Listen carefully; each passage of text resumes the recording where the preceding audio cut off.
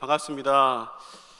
저는 분당 우리 교회에서 작년까지 사역하다가 파송 선교사로 임명되어서 올해 외 국제 선교회에서 선교사를 준비하고 있는 이상 목사입니다.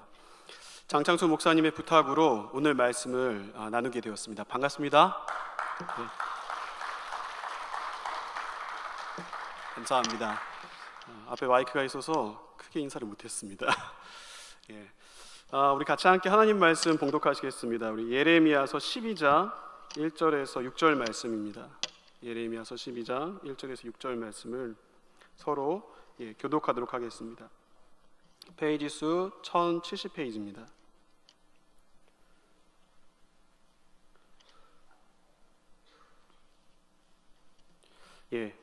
제가 먼저 읽고 교독하도록 하겠습니다. 여호와여, 내가 주와 변론할 때에는 주께서 의로우시나이다.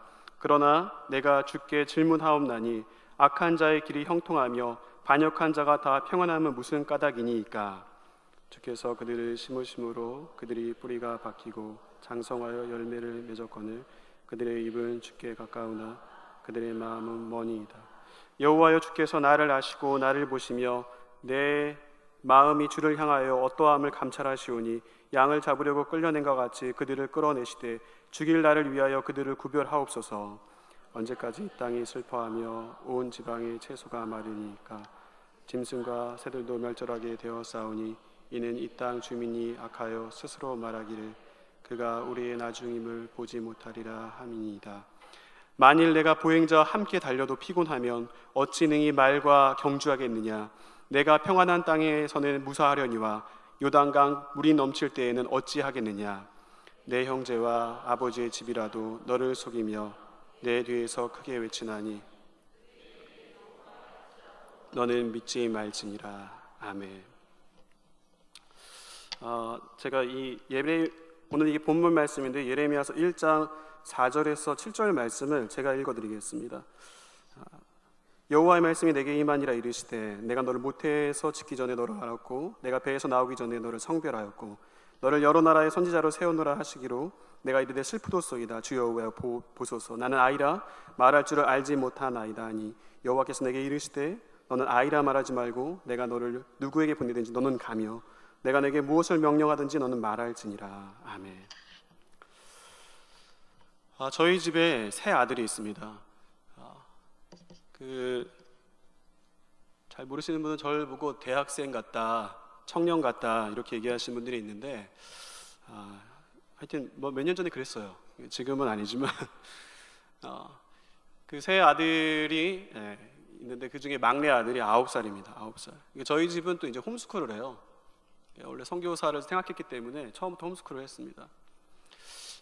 그 막내 아이가 이제 홈스쿨을 하니까 이제 스케줄이 별로 없는 거예요. 그래서 굉장히 심심해하는데 이제 그런 차에 뭐든지 원래 사실은 일반적인 아이들은 학원도 다니고 학교도 다니고 일정이 있지 않습니까? 그러니까 이제 사실 좀 지치고 뭐 하는 거를 힘들어할 수 있는데 저희 아들은 아무것도 하는 게 없는 거예요. 그래서 이 아이가 뭔가 주어지면 너무 즐거워합니다. 내가 할 게 생겼구나. 마치 선교지에 있는 그 아이들처럼 그런 눈빛으로 좋아합니다. 얘가 이제 8살이 되고 그래서 수학을 시작했어요. 산수를 시작했어요. 근데 이제 그 연산 문제집이라고 있더라고요. 푸는 걸 너무 좋아하는 거예요. 아빠, 내가 오늘 이만큼 엄마가 2장 풀라고 했는데 10장 풀었어요. 보세요. 너무 즐거워하는 거예요. 그렇게 수학을, 요즘 수학이라고 하나요? 그거를 이렇게 풀면서 얘가 너무 행복해했는데 이제 2학년이 되면서 인생의 큰 위기에 봉착합니다. 왜일까요? 구구단이 드디어 등장합니다. 이제 구구단이 등장하면서 이거 과연 할 수 있을까 싶었는데 2단부터 9단까지잖아요. 그래서 2단부터 5단까지 외웠습니다. 힘들었지만 무난히 그래도 외웠습니다. 그런데 6단을 만난 거예요. 6단을 만나는 순간 이거는 도저히 감당할 수가 없는 거예요. 지금까지 2단부터 5단까지 외운 거와 함께 더불어서 모든 게 뒤섞이기 시작하면서 이걸 과연 내가 이거 할 수 있을까? 그래서 큰 위기와 두려움 가운데 그 아이가 얘기했어요. 이제는 못하겠어요. 이렇게 얘기했어요. 그래서 얘는 좀 이제 감성적이거든요. 그러니까 눈물을 주르르 흘려요. 그래서 이제 아니다 그래도 좀 이제 하자라고 얘기했지만 아니요 아빠 못하겠어요. 도저히 못하겠어요. 그러면서 걔 인생의 최대 난관을 만난 겁니다. 6단. 그래서 그 아이한테 어떻게 해요? 얘기를 해야죠. 그런데 걔 이름이 시찬이거든요. 시찬아, 구구단을 못 외우는 사람은 없어. 그리고 구구단을 다 외워야 돼.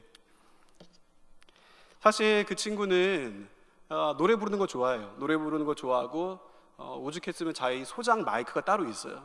돌아다니면서 막 노래를 부르고 춤을 추고 이런 걸 굉장히 좋아하는 애인데 구구단을 이렇게 진득히 앉아서 외우는 걸 잘 못해요. 저를 닮아서. 사실 생각해보면 저도 2학년 때 2단 못 외워서 맞았던 기억이 납니다. 그 아픈 추억이 있어요. 그 포기하려고 하는 그 아이, 그 우리 시찬이 막내한테 어떻게 뭐 하겠습니까? 그 아이야 달래면서 이야기하면서 결국 그 아이가 여러분 기뻐하십시오. 9단까지 외웠습니다. 물론 7, 8에 59 뭐 이렇게 얘기할 때가 있어요. 그렇지만 외웠습니다. 참 제가 가볍게 아이의 이야기를 던졌지만 사실 뭐 이 아이뿐이겠습니까? 우리의 경우는 어떨까요? 어른들인 우리는 또 이 시대를 살아가는 우리에는 어떨까요? 우리에게도 생각지 못한 큰 위기, 마치 6단, 그 아이는 6단이었다는 그 어린아이는 내가 감당할 수 없는 듯한 큰 그 시험과 그 무게 앞에서 내려놓고 싶은 거죠. 포기하고 싶은 때가 있지 않습니까? 그럴 때 무엇이 우리의 삶을 또 특별히 이 믿음의 경주를 하는 우리 그리스도인들이 그 경주를 완주하게 만들 수 있을까요? 저는 이 말씀을 예레미야에서 보게 됐습니다. 사실 오늘 말씀의 12장 1절에서 4절 말씀에 여러분이 함께 읽었지만 그 말씀에 보면 예레미야가 이렇게 얘기하고 있어요. 내가 주께 질문하옵나니 악한 자의 길이 형통하며 반역한 자의 평안함은 무슨 까닭이니까? 하나님께 얘기하는 거예요. 하나님, 악한 사람이 잘 되고 반역한 사람이 평안한 게 무슨 까닭입니까? 1절부터 4절을 쭉 이렇게 얘기를 해요. 사실 이렇게 질문을 했을 때 제 생각은 그렇지, 이게 너무 이해되는 질문 아닙니까? 하나님, 이렇게 악한 자가 잘 되고 그렇게 나쁜 짓 하면서도 평안하게 호의호식하며 살 수 있는 이런 게 이게 어떤 무슨 연유입니까? 하나님이 왜 이걸 그냥 두고 보십니까? 라고 이제 질문할 수 있지 않습니까? 근데 그러면 이제 하나님 어떻게 하셔야 돼요? 거기에 대한 답변을 하시면 되는 거 아닙니까? 그건 말이지. 그러면서 그 이유는 이렇게 줄줄 얘기를 해주시면 됩니다. 설명해 주시면 됩니다. 근데 하나님께서 그렇게 안 하시고요. 5절 말씀에 좀 약간 생뚱맞게 좀 엉뚱하게 대답을 하세요. 5절 말씀이 뭐였어요? 5절 말씀을 제가 읽어드리겠습니다. 만일 내가 보행자와 함께 달려도 피곤하면 어찌 능히 말과 경주하겠느냐? 내가 평안한 땅에서는 무사하려니와 요단강 물이 넘칠 때에는 어찌하겠느냐? 참 이 말씀이 처음에는 이해가 안 되더라고요. 어찌 능히 말과 경주하겠느냐? 아니 이게 뭐지? 어떻게 말과 경주하라고 하시는 거지? 사람이 그렇게 빠를 수가 없는데. 그리고 하나님이 왜 이렇게 얘기를 하시지? 그냥 이제 동문서답 하시는 것처럼 보이는데 그렇게 하지 마시고 설명을 해주시면 되는데. 근데 제가 보니까 이 말은 사실은 하나님께서 동문서답 하신 게 아니더라고요. 그럼 하나님께서 뭐 하신 건가? 왜 이렇게 얘기하셨는가? 하나님은 정확하게 전곡을 찌르셨어요. 그게 무슨 말이에요? 예레미야가 왜 이 질문을 하는지를 아셨어요. 표면적인 질문이 이렇죠. 하나님, 왜 악인이 이 죄악된 세상, 하나님 이것이 어떤 일입니까? 그냥 그 표면적인 질문이 아니라 그 질문을 하는 저희를 보고 계셨다는 거죠. 네가 왜 이 질문을 하는지 그 중심을 하나님께 뭔가 이렇게 좀 예의를 차리고 다소곳이 얘기하는 것처럼 보이지만 사실은 예레미야의 중심을 꿰뚫어 보고 계셨어요. 그래서 이 말씀을 하신 겁니다. 예레미야의 중심이 어땠길래요? 예레미야가 1장부터 52장의 예레미야서인데 예레미야가 하나님께 부름을 받았죠. 예레미야가 그래서 제가 1장을 다시 읽은 겁니다. 기억하시라고. 여호와의 말씀이 임하니라. 내가 모태에서부터 너를 알았고 너를 성별하여 부르나니 너를 선지자로 세웠다. 나는 아이라 말할 줄 못합니다. 하나님, 너는 아이라 말하지 말아라. 내가 하는 말을 가서 전해라. 두렵고 떨림으로 그 하나님의 부르신 가운데 시작한 거예요. 자신의 사명의 길로, 하나님의 소명의 길로, 부르심의 길로 온 거죠. 그렇지 않습니까? 그렇게 신실한 하나님의 사람으로 달려왔어요. 하나님을 믿고 하나님을 신뢰함으로 달려왔습니다. 그런데 이건 아닌 거예요. 사실 이 12장 전장의 11장에 보니까 예레미야가 죽음의 위기를 경험합니다. 자신을 죽이려고 득달같이 달려드는 그 음모 앞에서 예레미야가 엄청난 위기, 그 죽음의 공포 앞에 서 있습니다. 하나님이 나를 부르셨잖아요. 그러면 하나님께서 끝까지 책임을 지셔야죠. 그리고 예레미야가 아시죠? 이 이스라엘이 멸망하는 걸 보고 있었습니다. 남유다, 솔로몬 이후의 북이스라엘은 우상의 길 따라가면서 결국은 아시리아라는 제국에 의해서 멸망됩니다.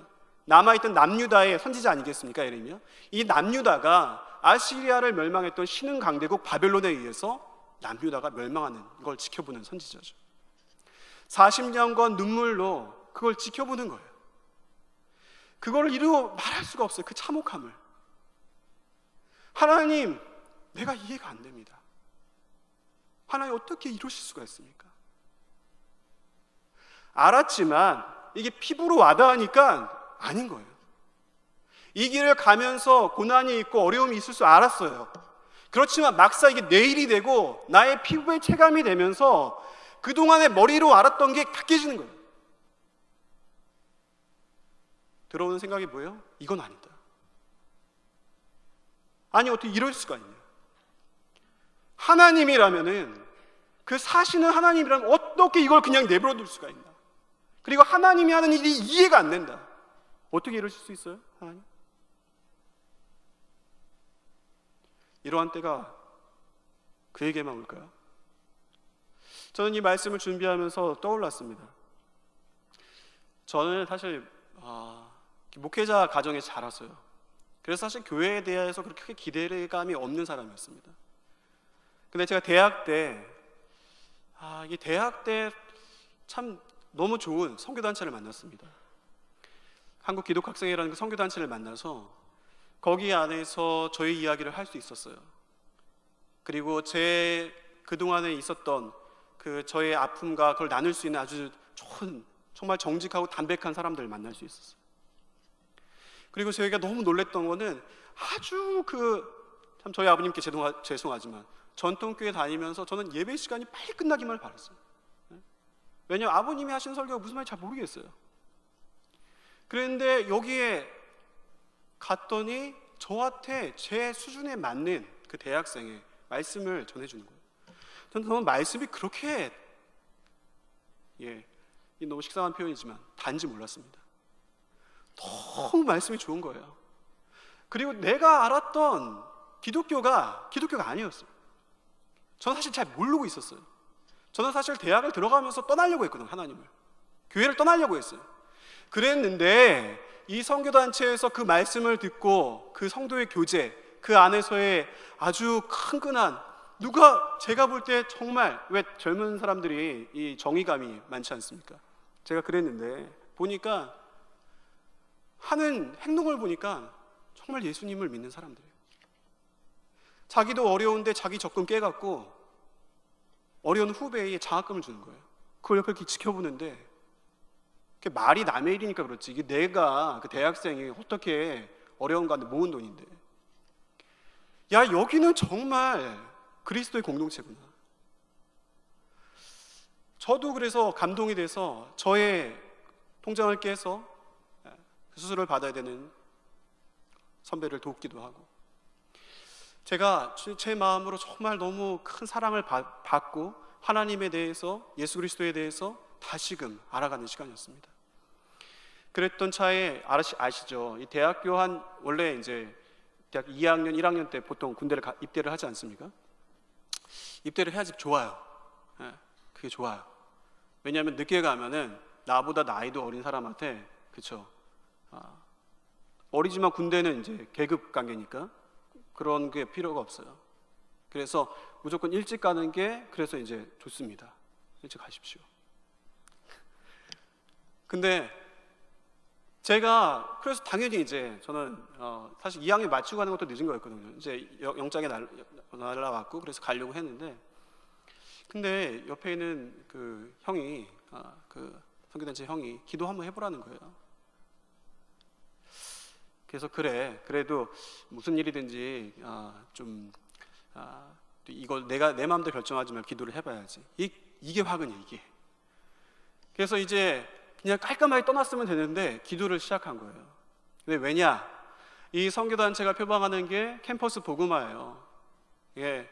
그래서 저희 선교단체는 이렇게 또 전도를 여러 대학을 했는데, 뭐 이제 동국대도 가고, 예, 불교대학이잖아요. 이렇게 했는데 그거에 대해서 가끔씩 헌신하는 사람들이 있습니다. 대학을 미루고.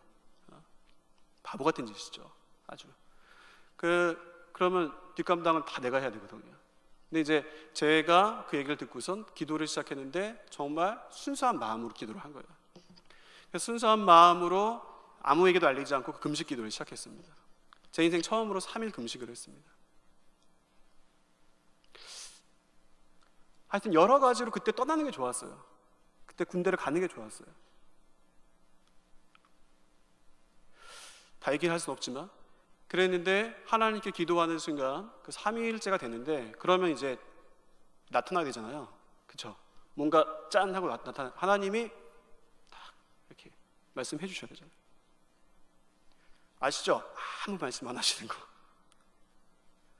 3일을 금식해 갖고 예배당을 올라가는데, 그런데 그 옆에 있는 이렇게 철봉 이렇게 있어요. 이렇게 붙잡고 올라가는 그 동그란 걸 보면 이게 막 음식처럼 보이는 거예요.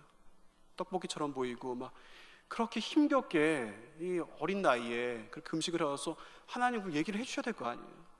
그래서 마지막 예배당에, 그 대학 안에 예배당이 있었거든요. 그 예배당 안에 혼자 우두커니 앉아 있었습니다.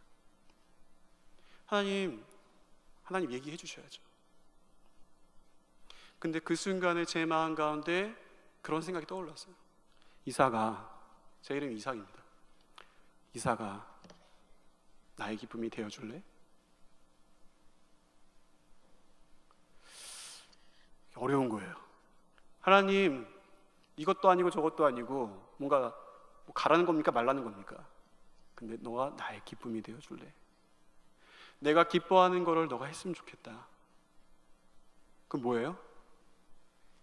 군대 미루고 캠퍼스 복음화에 내 시간을 드리는 거죠. 그래서 많이 울었어요. 하나님 펑펑 울면서 그 얘기를 해야겠네요. 그 당시에 저희 교회 청년부에서 제가 뭐 이렇게 임원 선거를 했는데 떨어졌어요 또. 그래서 사람들도 나를 별로 이렇게 잘 지지를 안 해주는구나라는 생각이 들면서 하여튼 여러 가지로 실망도 했고 그냥 딱 떠나고 싶었는데, 그런데 하나님이 딱 붙잡는, 나의 기쁨이 되어줄래? 그래서 그 자리에 혼자 앉아서 나주님의 기쁨 되기 원하는데 찬양을 하면서 많이 울었습니다. 깔끔하게 갔으면 됐는데 그 교회 청년들도 안 볼 수 있었고, 그리고 막 이제 남아서 계속 이제 대학교 4학년까지 그렇게 있으니까 주변에 있는 사람들이 얘기하는 거예요. 무슨 빽이 있길래 너가 군대도 안 가고 혹시 뭐 니네 아버지가 어디가 힘이 좀 있으시냐 뭐 이런 오해까지 받으면서 너무 힘들어요. 막 군대 갔다 온 애들이 막 난 이제 제대했어 뭐 이런 얘기 듣는 것도 너무 힘들고 그랬는데, 그 시간을 다 버텨갖고 마지막에 그 대학의 시간에 그렇게 동국대 다니면서 아시는지 모르겠어요. 거기 막 그 불교 학생회, 뭐 총학생회, 거기 막 전도하면은요 강목 들고 쫓아오거든요. 막 피해 다니면서 그런 OT에서 막 전도하다 막 누가 여기 대장이냐고 막 강목 들고 뒤에서 막 사람들 있고 막 그 도망 다니면서 그러면서 그 시간에 그렇게 드렸는데, 하나님께 대학 4학년 마무리에 리더십에 그 선교단체 간사님과 그 리더의 실수로 공동체가 깨진 거예요. 그게 저한테는 받아들이기가 너무 힘들었어요. 저에게 이상적인 교회였기 때문에, 저에게 그리스도의 공동체였기 때문에, 그야말로 내 마음을 다 드렸고 내가 너무 사랑했던 곳이었기 때문에 내 삶을 드렸는데 하나님 어떻게 이럴 수가 있습니까? 하나님, 저는 정말 이해가 되지 않습니다. 어제까지만 해도 너무 내가 사랑했고 있던 그 사람들이 갈린 거예요. 근데 제가 그걸 받아들이기가 너무 어려웠던 거죠. 처음엔 저도 막 분이 나왔고 막 따지기도 하고, 그리고 이 선교단체의 한국의 총 대표가 누구냐, 그때의 그 마음을 그거를 감정을 주체할 수가 없었습니다.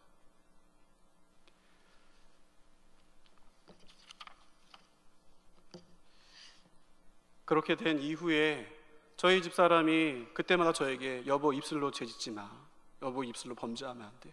근데 그 얘기도 너무 짜증나요. 그 당시에 저희 집사람이 저와 사귀고 있었을 때인데. 그런데 하나님이 좀 너무하시죠. 저희 집사람을 또 몽골 그때 그 당시에 그게 거의 한 20년쯤 됐는데, 그 당시에 몽골의 대학생 선교단체를 개척한다고 저희 집사람을 또 단기 선교사로 불러가셨어요. 근데 저희 여자친구였죠. 저희 여자친구가 얘기하는 거, 저에게 가지 말라 그러면 안 갈게 이렇게 얘기했어요.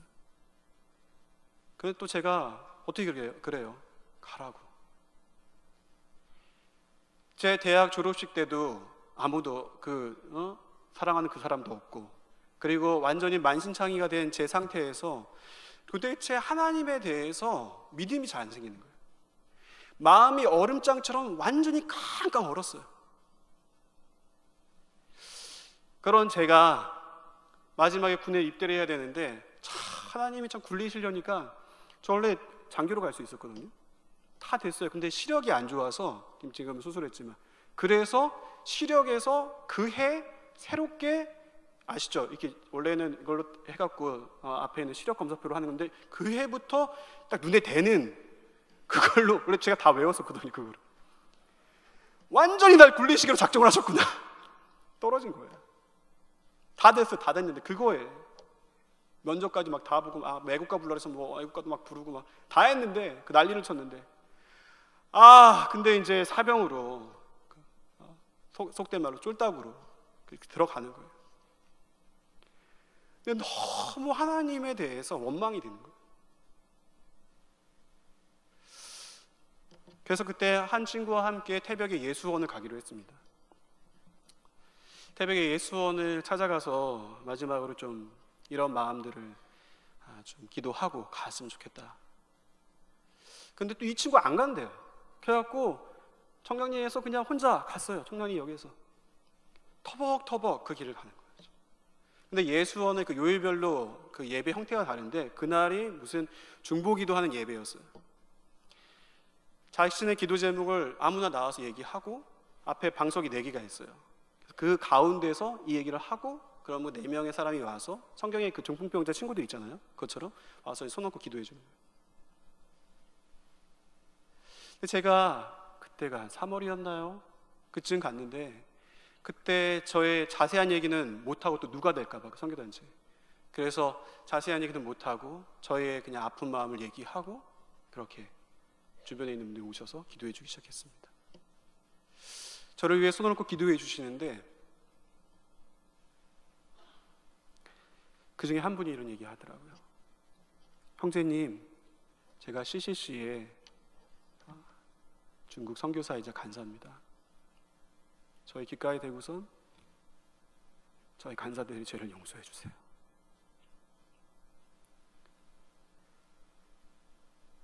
제가 그 얘기를 듣는데, CCC의 그 선교사님이 저한테 얘기하는 게 아니라 저희 단체에 제가 사랑했던 공동체를 깨뜨렸던 그분이 저에게 얘기하는 것 같더라고요. 리더들에 대한 큰 실망 가운데 제가 주체할 수 없이 울기 시작했습니다. 근데 그때였어요. 뒤에서 찬양인도에 이렇게 기도회를 인도하는 형제님이 계신데, 그 형제님이 이런 얘기를 했어요. 우리 이 형제님을 위해서 갑자기 이 찬양을 드리고 싶습니다. 우리 이 찬양 같이 드릴까요? 나 주님의 기쁨 되기 원합니다.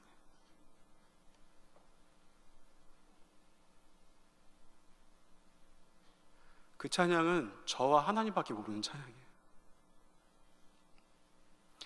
그런데 그 찬양을 다 같이 일제히 불러주는 그 순간 하나님께서, 저는 오열하기 시작했고 하나님이 저를 꽉 끌어안으시면서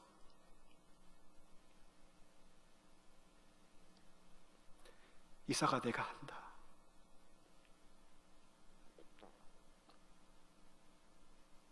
너가 아파할 때 나도 아파했다.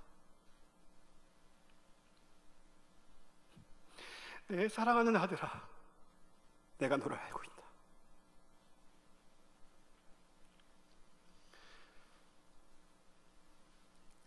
너무 크게 우니까 주변에 있는 사람들이 다 놀랬던 거예요.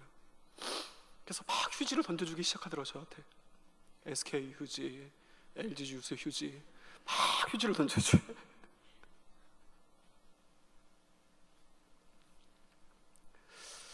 주체할 수 없이 울고서 그리고 그 길을 이어서 그렇게 가게 되었습니다. 예레미야가 하나님, 주님이 부르셔서 이 일을 시작했지만 하나님, 저는 정말 이해가 되지 않습니다. 하나님 왜 이렇게 하시나요? 하나님, 이스라엘 백성이잖아요. 하나님의 백성이잖아요. 그런데 왜 하나님 이렇게 하시나요? 그리고 하나님, 저는 너무 두렵습니다. 저는 그냥 여기서 그만하렵니다. 저는 그냥 여기서 그만하렵니다. 하나님, 그의 첫 번째 질문이었어요. 12장 1절에 4절이 하나님, 어찌하여서 악인이 잘되고 반역하는 자가 평안한 길을 갑니까? 그 질문의 표면적인 의미가 아니라 주께서 그 이면에 지금 예레미야의 상태를 보신 거죠. 마음의 상태를 정확하게 보신 그 하나님께서 이야기하십니다. 예레미야야, 너가 보행자와 함께 다녀도 이렇게 힘들어하는데 앞으로 일어날 일들이 얼마나 힘든데 말과 경주하는 것처럼 불가능해 보이는 그 상황을 너가 어찌하여 가겠니? 예레미야야, 힘을 내라. 그리고 속지 말아라. 주변에서 하는 사람들의 이야기에 속지 말아라. 너의 아비집이, 너의 형제가 하는 말에 속지 말아라 얘기하십니다. 그들이 뭐라고 얘기하는데요? 그렇게 해봤자 소용없어. 다 해봤어. 엄청난 냉소주의로 하나님을 믿는다고 하고 주 예수를 따른다고 하지만 그들 가운데 있는 엄청난 냉소주의가, 그렇게 해봤자 하나님이 책임지지 않으셔. 하나님이 돌보지 않으셔. 아직도 그렇게 살고 있어? 바보 아니야? 이 세상이 말하는 이걸 보라고, 이 세상을 보라고, 이 땅을 보라고 되겠어? 그 말에 속지 말라. 주께서 얘기하시는 거 아닙니까? 저는 얼마 전에 오두막이라는 영화를 봤습니다. 그 영화의 내용은 아마 보신 분도 계시고 유명한 소설이었죠. 주인공 남자가 세 자녀가 있는데 막내딸을 너무 사랑했어요. 근데 그 막내딸을 어느 캠핑장에서 유괴범에 의해서 유괴돼서 그 막내딸이 결국 살해당합니다. 그 집은 신앙생활을 하는 집이었어요.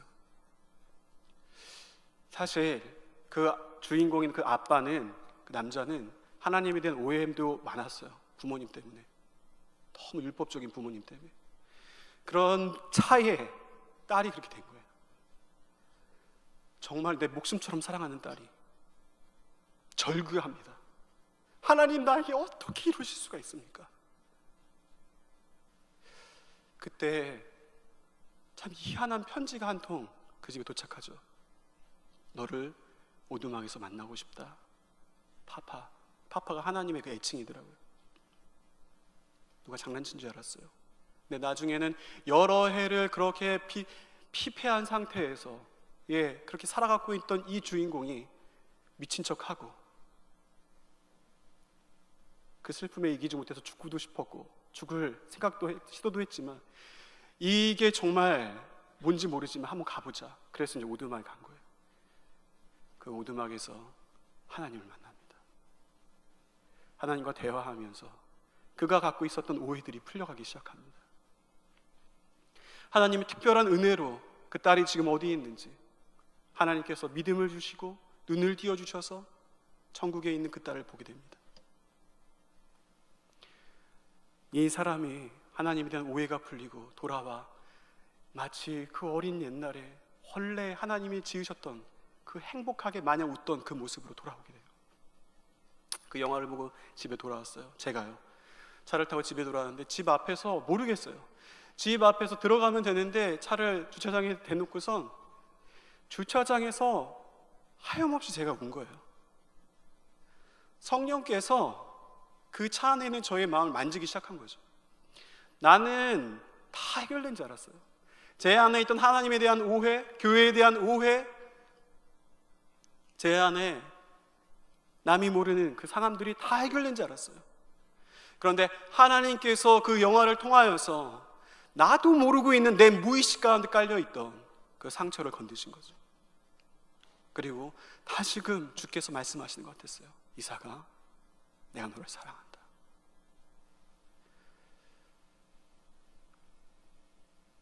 여러분, 언제 우리가 우리의 영혼이 다시금 회복됩니까? 우리가 어떻게 할 때 우리가 끝까지 그 믿음의 경주를 완주할 수 있습니까? 그분의 말씀이 들려올 때.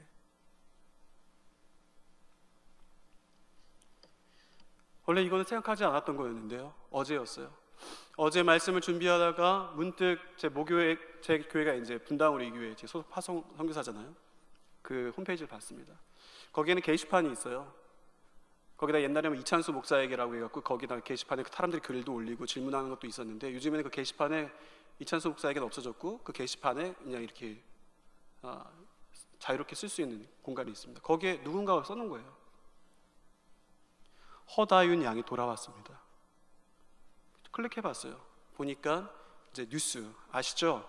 세월호의 미수습자 중에 한 명이었던 허다윤, 그 친구의 유골이 발견된 거죠.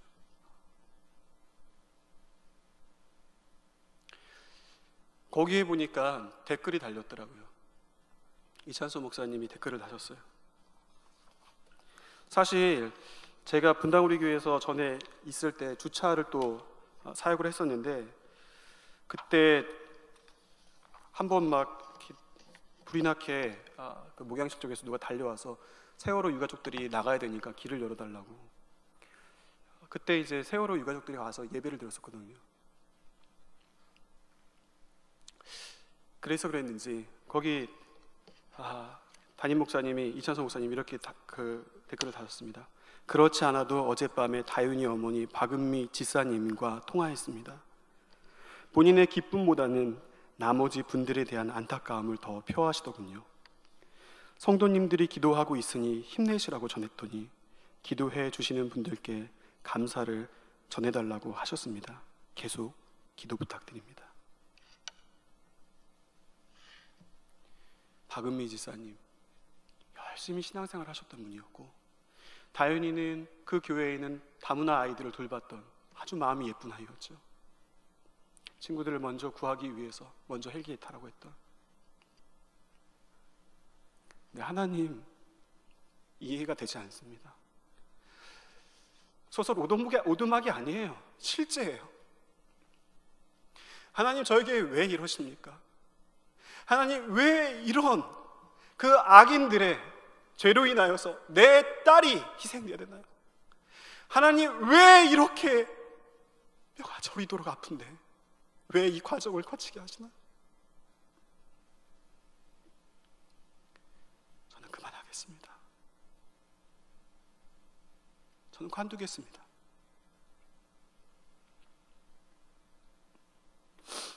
제가 감동이 된 거는 이찬수 목사님이 달았기 때문에 감동이 됐어요.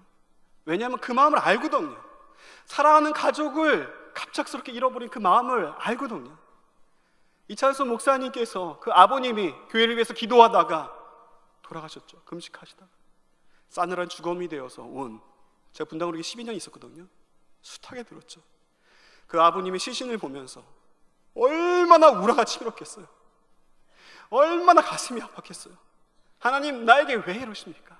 그래서 미국에 갔을 때, 이민 갔을 때, 그래서 그 시카고에 있는 미시간 호수에서 죽으려고 하나님을 향해서 삿대질을 하면서, 하나님 도대체 당신이 있는 거니 합니까? 그 자리에 주님께서, 그분께서 찾아오셨고, 그분께서 그 이찬수 목사님의 마음 가운데 말씀하시지 않았겠습니까?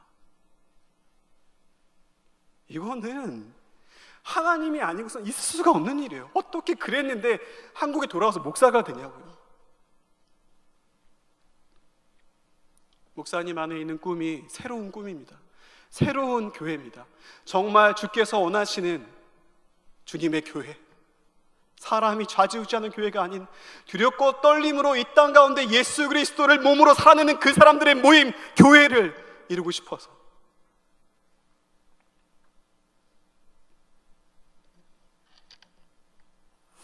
사랑하는 여러분, 우리가 언제 믿음의 경주를 완주할 수 있다고요? 상징적으로 그 오두막에 갈 때, 그곳에 가서 그 주님의 음성을 들을 때, 나를 향하신 도대체 누가 다윤이 어머니의 마음을 누가 만질 수 있겠어요? 오직 그분 외에 없지 않겠습니까? 나의 삶 가운데 하나님 왜 이러십니까? 하나님 너무 힘이 듭니다. 그때에 주께서 하시는 그 말씀이 들려오는 그 순간, 우리도 힘들고 눈물 나지만 그 길을 가게 될 줄로 믿습니다. 그것뿐이 아니에요. 이런 특별한 하나님의 만남과 말씀이라면은 사실은 일상에서요, 어떻습니까? 예레미야가 여러분 52장까지, 또 예레미야 애가까지 그 40년의 그 세월을 살면서 믿음으로 끝까지 동족의 죽음과 그 아픔 가운데 끌려가는, 포로로 끌려가는 그 자리를 보면서 그렇게 끝까지 갈 수 있었던 건 단 한 번이 아니라는 거였죠. 제가 1절에서 읽었습니다. 여호와의 말씀이 임하여 이르시되. 여러분, 여호와의 말씀이 임하여 이르시되가 몇 번 나온지 아세요? 38번 나왔어요. 그런데 이런 비슷한 여호와의 말씀 임하시되가 아니라 여호와께서 나에게 말씀하시되까지 다 하면은 훨씬 더 많은 표현들이 나온다는 거죠.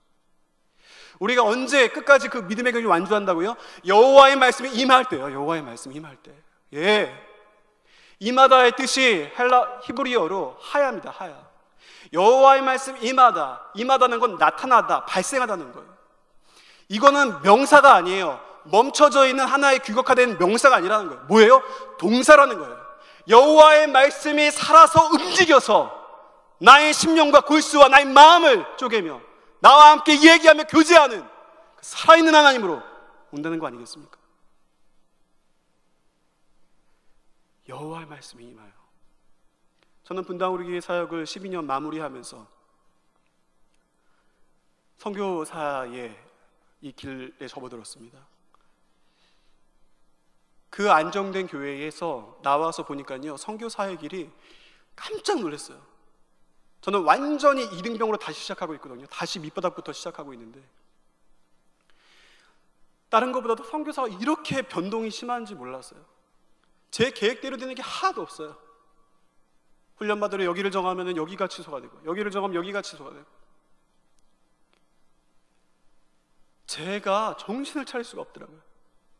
근데 그때마다 저를 다시금 그 길 가운데 있게 했던 게 무엇인지 아시지 않겠습니까? 아침에 묵상한 말씀이었어요. 아침마다 묵상하는 말씀. 요 근래에는 솔로몬이었는데, 주변에 있는 어느 누가 그 자리를, 그 왕의 자리를 그렇게 해도 결국은 하나님이 미시는 사람이, 하나님께서 뒤에서 세우시는 사람이, 그 사람이 왕이 되더라고요. 그러면서 주님께서 저에게 하시는 말씀이, 이사가 이 모든 상황 위에 내가 있음을 알고 있어라. 내가 이 모든 상황을 다스리고 있다. 내가 주관자다. 두려워하지 말아라. 너를 부른 내가 너의 인생을 책임진다. 여러분의 말씀 어떠십니까? 여러분의 매일의 삶의 말씀이 들려오고 계십니까? 주일날 이 말씀 중요하죠. 그런데 여러분이 날마다의 양식이잖아요. 특별한 날의 뷔페가 아니에요. 날마다의 양식이 어떠냐는 거예요. 그 양식은 기계적인 큐티가 아닙니다. 그렇죠? 뭡니까? 살아있는 그 움직이는 그분과의 만남. 곱씹으면 곱씹을수록 내 마음 가운데 잊혀지지 않고 뚜렷하게 남는 그 말씀. 그 말씀이 우리를 믿음의 사람으로 살아가게 하는 줄로 믿습니다. 말씀을 마무리하면서 이 말씀을 생각하면서 제가 보니까 이 성경 구절 한 구절이 떠올르더라고요. 태초에 말씀이 계시니라. 이 말씀은 하나님과 함께 계셨으니 이 말씀은 곧 하나님이시라.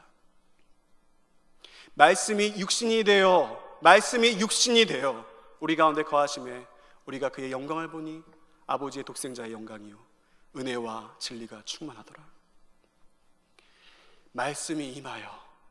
말씀이 임하는 사람은 결국 누구의 삶을 살아가게 되겠습니까? 예수 그리스도. 함께 기도하시겠습니다.